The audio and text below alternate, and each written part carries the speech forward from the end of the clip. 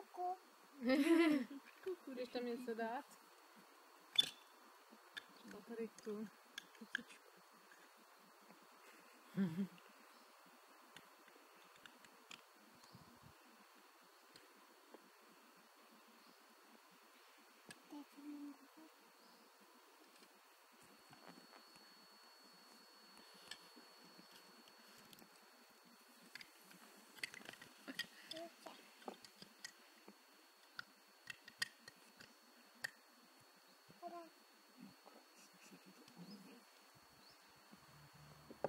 Co je tohle? To je ohrádka na miminko, aby miminko neutíkalo, když si hraje, když je ještě maličkatý, tak se tam dá miminko dovnitř a ono si tam hraje s hračkama. Jako měl Honzík, Zuzí, takovou dřevěnou ohrádku doma, Honzík má. Hele. No, už si tam hraje. No takhle.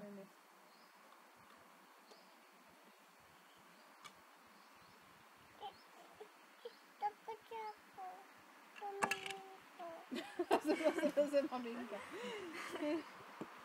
No to se Na nevím. to nepozná. Své maminka pozná? Když tam jsou až 3 maminky, jo. Pláče.